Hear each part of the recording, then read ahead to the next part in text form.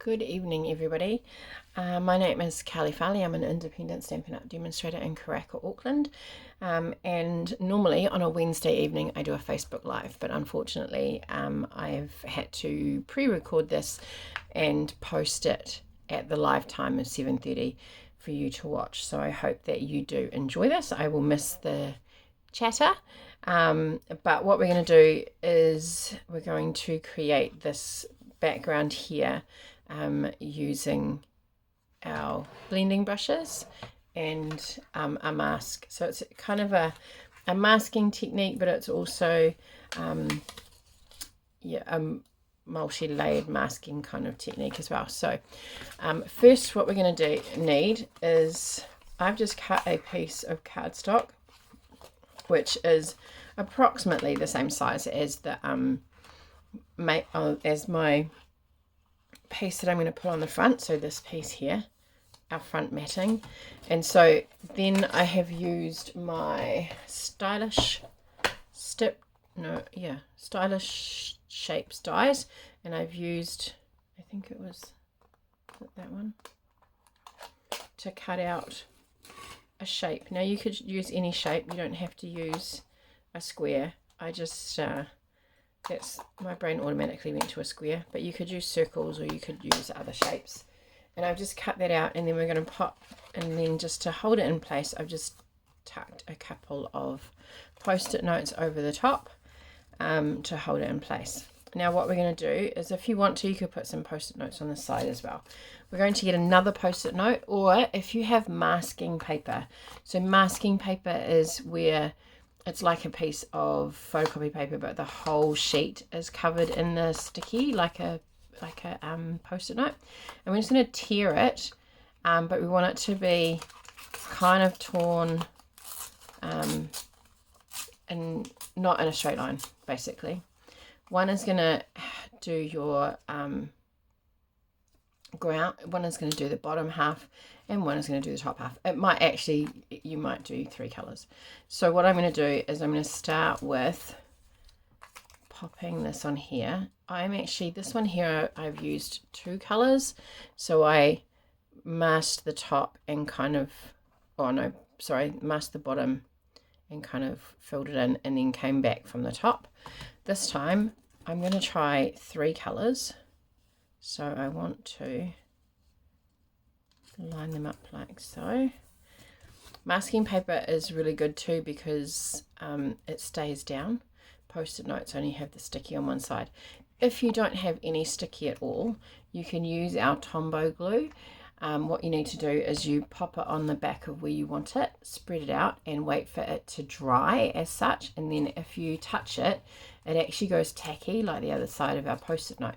So this, the reason that it's called multi-purpose glue is that if you use it and then stick it down straight away, once it adheres, it's strong and permanent. But it also, if you let it air dry, and so it goes clear, then that becomes like repositionable glue. So it's quite handy to have. So I've got some masking tape, which is not Stampin' Up, not masking tape, masking paper, which is not Stampin' Up, but Stampin' Up didn't sell it when I bought this. But basically that whole back is sticky. All right, and so if you get a piece, you want something that's going to overlap where you are. So you can do it with post-it notes if you want to, or if you have masking tape, paper, sorry, I keep calling it masking tape. You can create your scene, and I'm going to have, I've got Daffodil Delight, Pumpkin Pie, Flirty Flamingo. So I'm going to put my Flirty Flamingo, I think, at the bottom. I'm going to put my Daffodil Delight at the top, but I'm going to bring where I'm putting my pumpkin pie. To get this effect, you actually need to move your mask.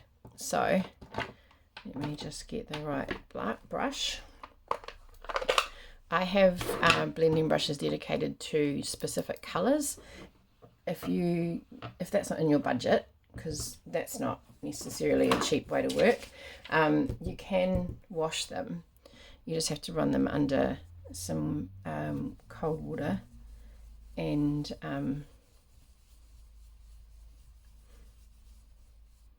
just make sure that they're really dry before you, depending how dark you want this, is how much ink you lay down and how much you put over it.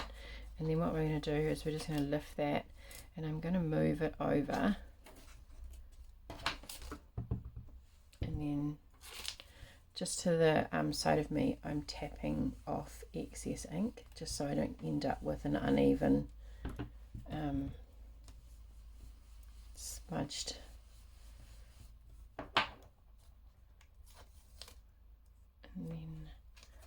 And then what happens is, because we are laying the ink directly over the top, the ones that you've got there kind of get darker. How much have we got? So maybe I'll go like that, do a little bit there. See, I didn't come off, tap off a bit. So you can see that there's change of shading. So if I don't want ink all over my fingers because I have to go and do some work while I'm waiting with Piper. So I'm just going to pop that on there, and I'm going to use it like that, and then this bit will go there. So I'll just pop that down, and then what we're going to do is move the orange. Yeah, I want this one to cover over the top. So whether you're doing 2 or 3 colours, if you're doing 2 colours, you're only going to really need half and half or 3/4. I'm going to put Flirty Flamingo at the bottom, and make sure I don't use the wrong brush, so put it away, and then we'll just tap off again. And this way I'm actually going to come up because I feel like that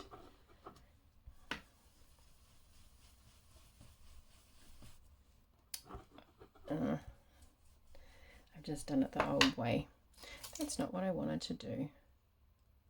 I want to get that gap there though. And then what I'm going to do is I'm just going to lay it over this way. My brain went to just the norm, sponge everywhere. So what we're going to do is, if I alternate the way that this goes on, as I lay it'll get darker and it'll create those hills and valleys that I was after.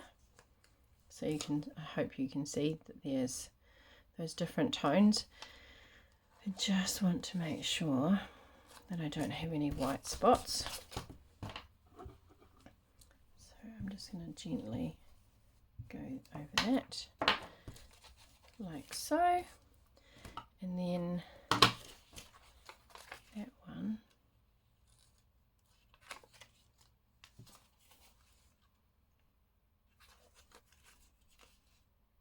nope, that one. So that's our Flirty Flamingo. And in hindsight, should have started with the yellow, because that's going to pick up the... Is it that one? Or is it this one? Let's go with this one because it's got less. So we're just going to come off. Alright, so I want it darker at that merging point. And then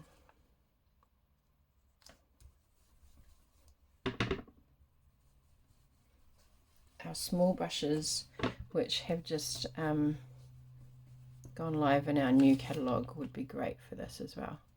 So we're going to do some dark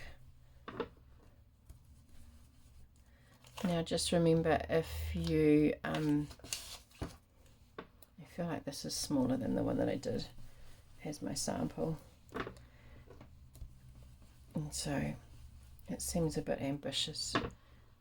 So as you can see, the more colour I put on, the darker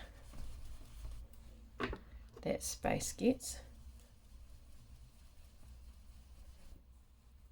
And each time, so you still get that same effect. So you can go this way as the sun's setting, or you can go this way as it's starting to drop down. Let me put that away, and then put a lid on that. Get rid of that before I put my hand in it and get covered in ink. So obviously our mask is not going to make any difference if we get it on. You can reuse it. It'll obviously dry. So I did this at Stamp Club the other night, and all 5 of us used that. One little piece that is heaps smaller.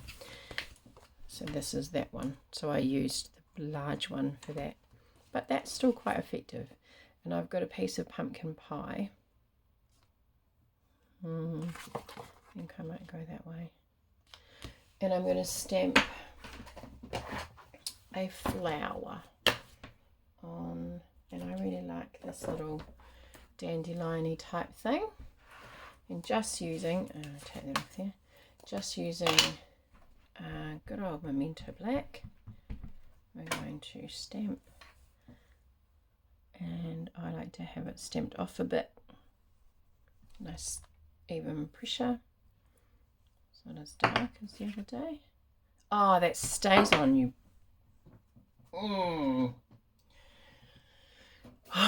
Got the wrong stamp pad. Never mind. Thought it smelt a bit funny, and my stays on needs re-inking. So, but that's okay. So we're going to pop that there, and get my Memento so that I can clean my stamp properly. Is it gonna fit? Yep. I should have known that it wasn't white. This is gonna annoy me. I wonder if I can line it up. Or I should actually just leave it, shouldn't I? I won't mess around with it. Yeah, see, now it's too dark.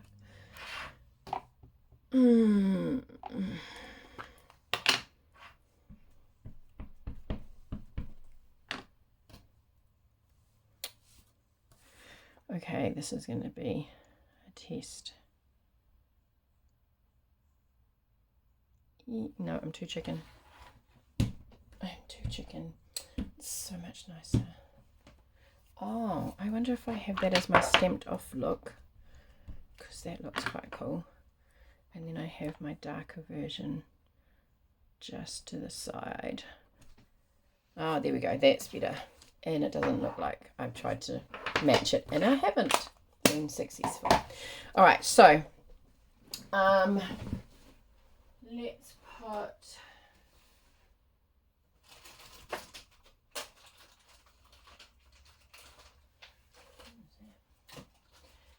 put some ribbon. Put a little bit of ribbon.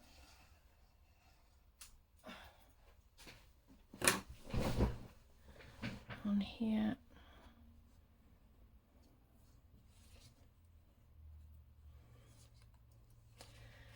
I think this seam binding ribbon is actually retired, which is annoying because it's such pretty ribbon, and it's a really good width, like it's not too bulky,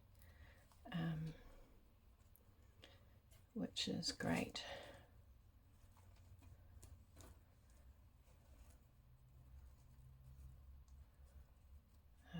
You know what? Let's just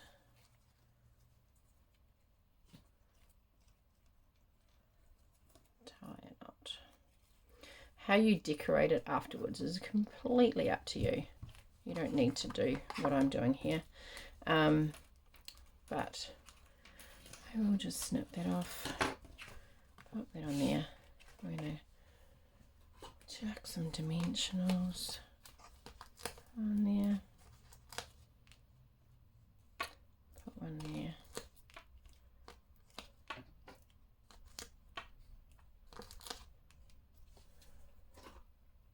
I don't know where my Take Your Pick tool is. It's funny how you get used to things in a certain place and then when you change it around you can't find it anymore. You're like, oh, that's a bit annoying. So hopefully you can see. We're just going to center that and then, you know, bling. Bling. Bling is always good. I didn't put in my basket, so let's have a look at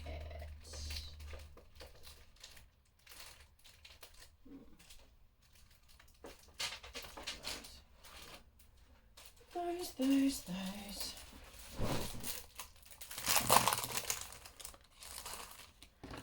Some of these iridescent rhinestones. I really thought I was going to miss the champagne rhinestones, but I really quite like these. So these might be my new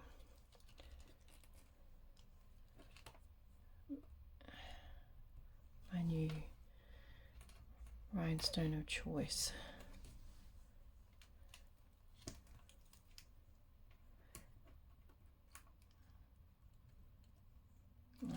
Flipped it over.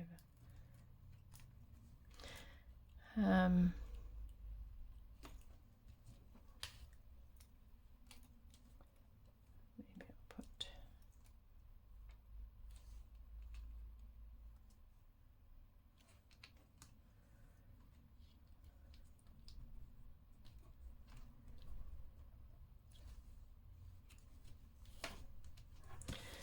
there we go. All right, I will be uploading this to YouTube, but I will also post on my Facebook page. I hope that you enjoy making this card. Please feel free. I'll post a picture of both of these up for you so you can see the different sizes that I've used, and then you can pop your card onto my page underneath the picture of these. I look forward to seeing some of your creations in the next few days, and I will see you back on Sunday night. Bye for now.